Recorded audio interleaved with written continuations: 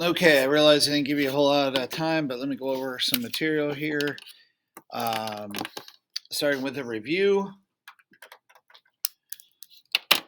What was the Essex Junto? What was the Essex Junto? Anybody remember? I know it's been a long, cold, rainy, sleety, freezing rainy weekend. Go ahead. It was a plan to break away the New England. Okay, very good. And what state does New England get to go with them or want to get to go with them? Anybody? New York. New York. And who's the famous American going to go along with them? Aaron Burr. Who is the one that criticizes Burr the most for that? Hamilton, yes. Remember, it wasn't the election of 1800. It was over the Essex Junto, although the election of 1800 did not do anything to, of course, make them friends either or to solve any of the political issues. Okay, so on Friday, I ended by saying that Burr wasn't done yet. Okay, he still had plans. What four presidents are featured at Mount Rushmore? Gracie, give me one. Keep going. Why not? Teddy, good. And? Anybody help? Go ahead, call out. And? Lincoln, yes. By the way,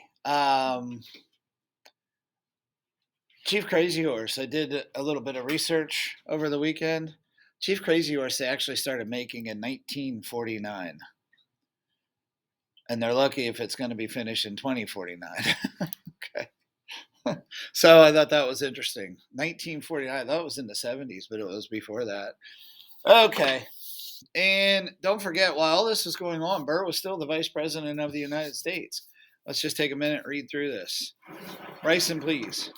Burr was still vice president and he returned to Washington, D.C., where he finished his term. He was never prosecuted for killing him.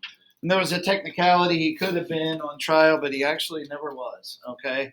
And that does not mean there was lawlessness or anything like that. He just never faced trial for killing Hamilton. All right, moving right along here. Bryson, please. Burr's not done yet. Now he wants Louisiana. In 1805, one goal of Aaron Burr was to annex Louisiana territory and have it break away from the U.S. Okay, so his next plan was to annex Louisiana. He actually paid Daniel Boone to take him to the Louisiana territory. Well, I'm sorry, I said that wrong. He actually tried to get Daniel Boone to take him to Louisiana territory to check it out. Daniel Boone declined. He thought there was something fishy about it, and Daniel Boone actually did not take him to see Louisiana and actually planned to annex it. So his plan was to annex Louisiana and have that break away from the United States. Okay, so let's take a look at the story here and what happened. 1805. So 1 year after Lewis and Clark had left, they were still out west. They didn't come back yet. Burr, thoroughly discredited, concocted a plan to seize the Louisiana territory and establish an independent empire, which he would lead. And let's take a look at the story. Jesse, please. Everybody, just take a look. Burr secretly conspired with Britain and Spain to try and set up a new country in the southwest of what is now the United States and part of Mexico. Of course, Burr would rule the new empire, but the plot was foiled and Burr went to trial for treason. As part of his defense, he had Jefferson, still the sitting president, called to the trial to produce documents that would exonerate him. On June 13, 1807, President Jefferson at the trial offered only a few of the documents requested. As Jefferson was trying to send Burr to the gallows, it didn't work because Chief Justice John Marshall declared that the charges were to be dropped due to lack of evidence. So there are kind of stories within the stories there. The key there is to get Britain and Spain. That was his goal, to come along, and then he would rule this territory. Jefferson, who didn't like Burr, actually was going to testify in his defense, but as you can see, Jefferson only brought a few papers with him to trial. When I'm thinking about this, you got the vice president, the president, sitting on trial or involved in a trial, I should say. But this was the only thing he faced trial over. He did not face trial for the treason for the Essex Junto or for killing Alexander Hamilton. Okay, and lack of evidence, the charges were dropped. Okay, moving on with the story and kind of a conclusion here. Let's take a look. Maggie, when you're ready. Nevertheless, the public condemned Burr as a traitor, and he went into exile to Europe. He later returned to private life in New York. The murder charges against him forgotten. He died in 1836. Okay, let me explain that. Murder charges forgotten. In New York State, he had murder charges against him on the books, but since he left the state, they couldn't do anything about it. They had no jurisdiction to go to the White House and get him. So that's why he never actually faced trial. It's not like he wasn't charged. He just left the state, which at the time you could do. Today we have, what's that called when they move you from one state to another for a trial? Anybody know what that's called? Starts with an E. Civics question for you. Nobody knows. Starts with an E. Maggie, you want to try? I have no idea.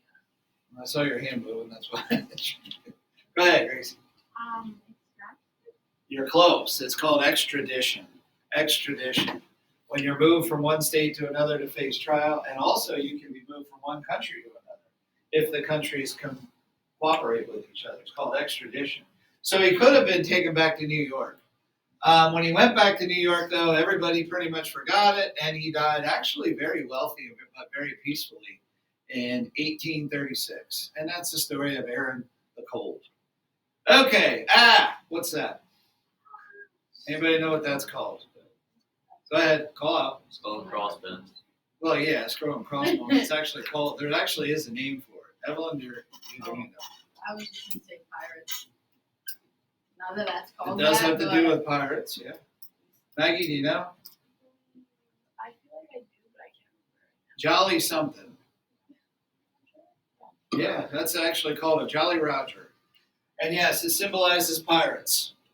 Okay, so in 1803, Jefferson was reelected. Now I know what you're thinking. You're thinking, wait a minute, you said the election of 1800. Well, technically the election is the year before because it's in November. So in 1803, Jefferson was reelected. He's not sworn into office until 1804, though, because it's in, well, that time it was March. Nowadays it's when? When's the president take office? Anybody know? January what? 20th. January 20th. And it's easier to remember that because that's the 20th Amendment that establishes that. What he had to deal with was the pirates of the Mediterranean. Now, not Caribbean, Mediterranean. That's a whole different story. He had to deal with the pirates of the Mediterranean. To understand this, we have to take a look at the Mediterranean, and you can see there the Barbary Coast. Okay, take a look at your map there, understand where the Barbary Coast is, and notice it is, of course, right on the Mediterranean Sea in northern Africa. I want you to know a couple things. This was actually America's first war on terror. Okay, this was America's first war on terror. I would actually say the United States' first war on terror.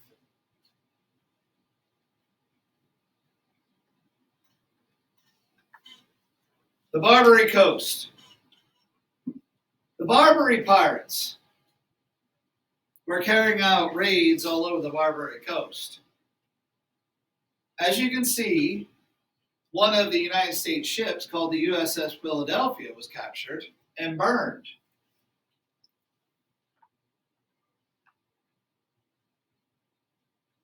Now you have a U.S. ship being captured and burned. You're the President of the United States. You have to do something about this. Okay? So Jefferson felt he had to do something.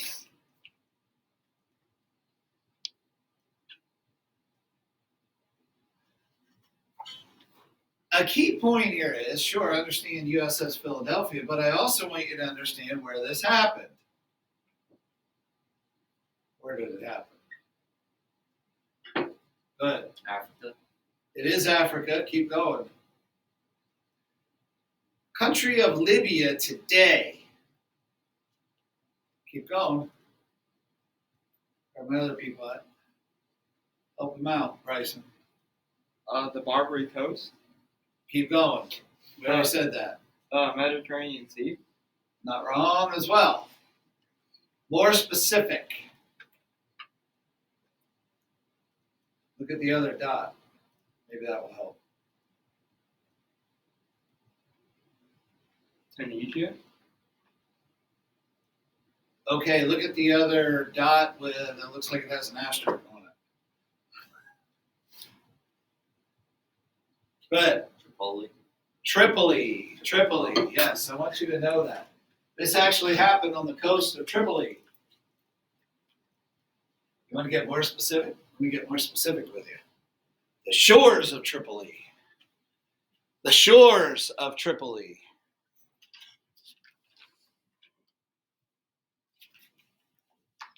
Who's the leader of the Aztecs?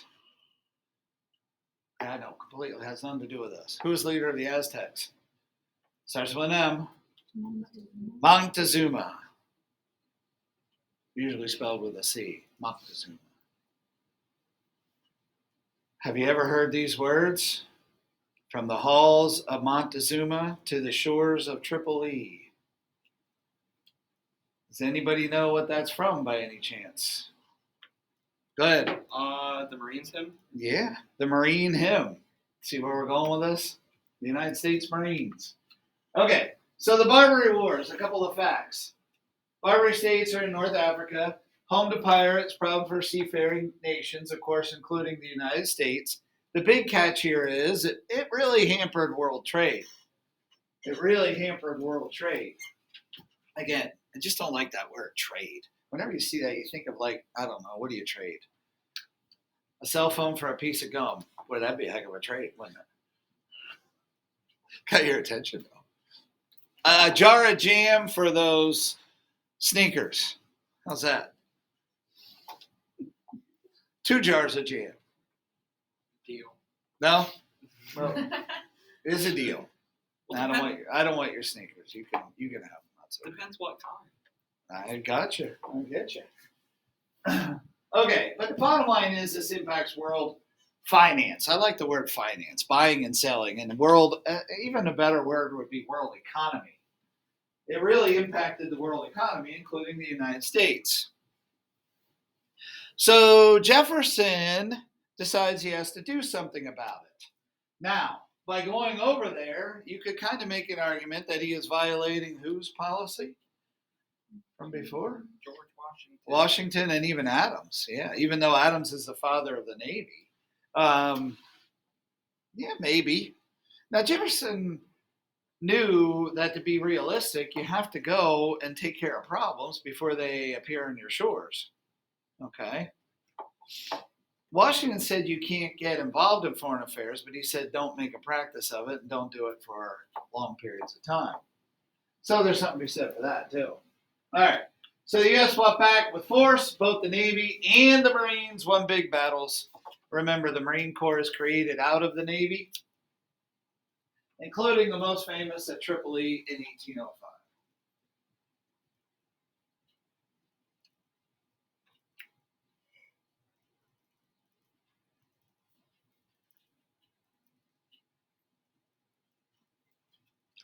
The most famous Tripoli in 1805. The Barbary Pirate Wars was also the U.S. first contact with Islam. Said to be. I should say it that way. Said to be. Personally, I'm going to argue against that. Because many slaves who were brought to the Americas were actually not all, but were practicers of Islam. So there's something to be said for that to understand the full story there. But it has been said that to be. Okay, and a reference to the Barbary Pirate Wars is included in the United States Marine Anthem, or hymn, whichever way you want to call it. Okay, so take a look at the words.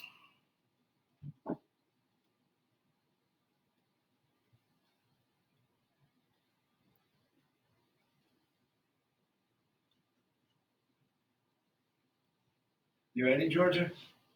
You want to sing? Oh, no. Sarah, you know I'm going to ask you if you want to. No, thank you. Don't worry, Bryson will back you up. No. All right, let's do it. Go ahead. From the halls of Montezuma to the shores of Tripoli, we fight our country's battles in the air, on land, and sea. First, to fight for right and freedom, and to keep our honor claim, where our project claimed the title of United States Marine. Okay, now I don't know if I put this on canvas. All right, but somebody find it there and let it play out loud, if you can, please. I don't care if you do it on your iPad or phone.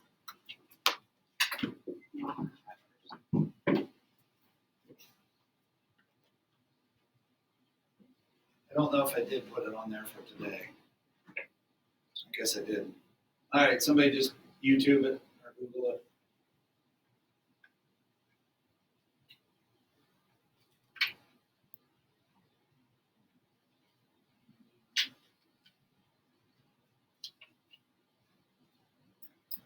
The one in the top left there, Tracy, would be good. That one. Yep.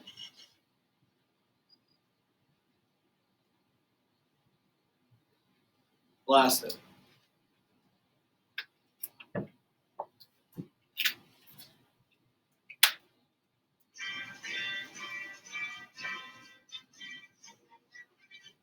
Crank it up.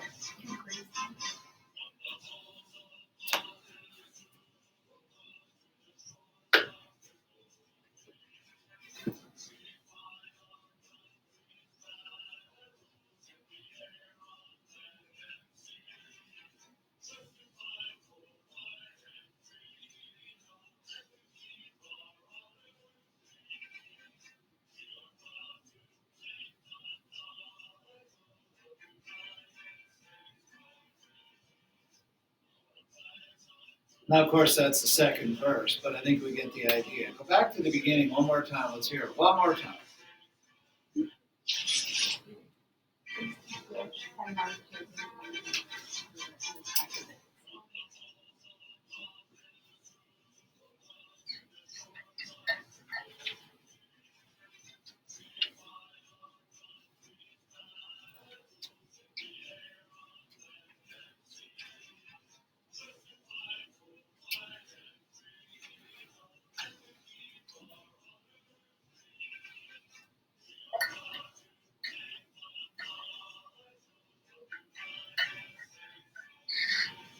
Okay, and you can pause it. And now we understand where the words come from. So the Barbary Pirates, the shores of Tripoli. Okay? Okay, moving on then. Let's answer this question.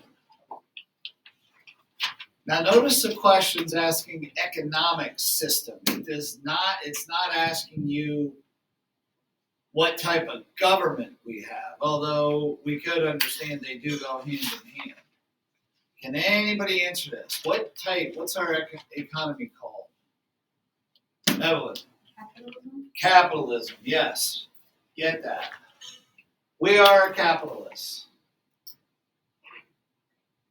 We are capitalists.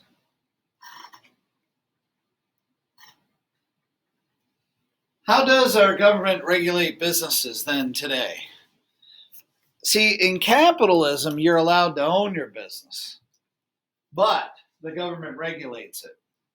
Okay? So here's what I want you to do. Jot down a couple of ways the government regulates businesses. Let's say, I don't know, landmark we're all familiar with, Cuppies on the Square.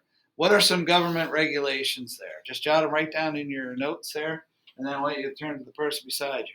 What kind of requirements do they have? What kind of rules, regulations, et cetera, et cetera? And then my question is going to be, how is that different from laissez-faire? So how does our government regulate businesses today, and how is it different from laissez-faire? All right, turn to the person beside you, behind you. Let's figure out some rules and regs.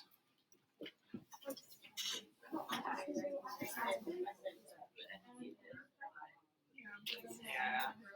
Cleaning stuff. That's what I was gonna say. Like a lot of food safety stuff like that. Definitely food safety. And a lot of the stuff they have to do with alcohol and tobacco and stuff like that. Keep writing. I don't know if you All right, Kayla, give me something. Health inspections and taxes.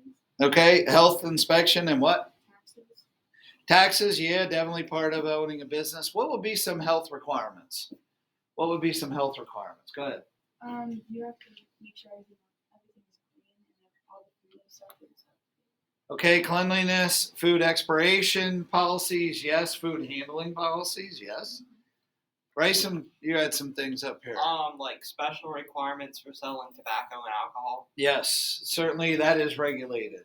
Okay, certain products, including alcohol, tobacco. Yes. What else? What are some other regulations? What are some other regulations? How about child labor laws? What would be something there? Go ahead. You can only work a certain amount of hours. Okay, only a certain amount of hours, and there's also some requirements in jobs that you can and cannot do at certain ages. I think you have to be 18 to run the meat slicer, to give you an example. Cheese grinder, cheese slicer too. Go ahead. That's what I was Okay. What else do we have? Other rules, regulations. Go ahead. saying. Isn't there something with gas prices too? Well, a lot of that is somewhat regulated. Yeah, they can't price gouge. But also the gas pumps need to be a certain distance from the main exit. It used to be back in the day. You ever see the pictures of the gas pumps right on the sidewalk there or right outside? No. They have to be a certain distance. That's why they're out where they are. And you have to walk through the rain to get there. Because if there's a fire at the gas pumps, you want people in the building to be able to get out. Okay? That's why they're moved. Lizzie, the same thing. Sheets, there's another example. Go ahead. There are certain requirements for like gambling and like lottery tickets and selling stuff like Yeah, that. absolutely. And not everybody can sell those things, or not everybody can buy those things. Yes.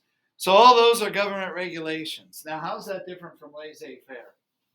That last question there. How's that different from a laissez-faire system? We got to go back to last year. You learned laissez-faire last year. Go ahead. Don't really have many regulations, if any. Yeah, laissez-faire, you let the economy run. What's that called? When the economy runs on its own. Invisible what? Yeah. The invisible hand runs the economy. So what type of economy did Jefferson believe in? Well, Jefferson believed in unrestricted trade and economy, non-regulation. So what type of economy did he support? What type of economy did he support? Laissez-faire, yes. Jefferson believed in laissez-faire. Jefferson was a laissez-fairist, or laissez-faire. Now you might say, well, if you don't have regulations, is that fair to the American public? Well, a laissez-fairist would say, well, if you have a company that's selling spoiled milk, then don't buy your milk there. If they're hiring 4-year-old children to run the meat slicer, then don't let your child work there. If it's too dangerous in the mines, keep your son or daughter out of the mines. And what Jefferson believed and what Adam Smith believed is that the better businesses would survive anyway. And you don't need the government to do it. Not everybody subscribes to that theory, obviously. Some say, no, we better have rules and regulations. Or who knows what you're going to get in a gallon of milk. Okay, so something to be said there. All right, so Adam Smith is the guy that Jefferson subscribes to. So let's read through this just to review Adam Smith. Amy, if you would, when you're ready. Adam Smith demonstrated the essential principles in economics in his all-time classic, The Wealth of Nations, a book that changes the history of economic theory development. In economics, the invisible hand of the market is a metaphor used by Adam Smith to describe the self-regulating behavior of the marketplace. Individuals can make profit and maximize it without the need for government intervention. Examples are tariffs and regulations. So if you're a laissez-faire, you don't believe in tariffs either. You just let the economy run the way it's going to run, and the better businesses would survive. Jefferson believed that. So let's read this real quick. On the right there. Amy, go. Government does not regulate businesses. People are free to regulate their own businesses. And the invisible hand theory. Bryson B. Jefferson. Yeah, I read Adam Smith's book. Pick up with that tomorrow.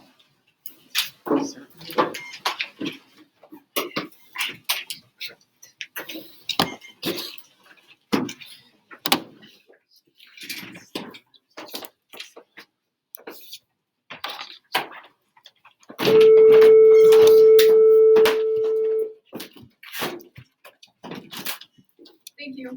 Have a good day.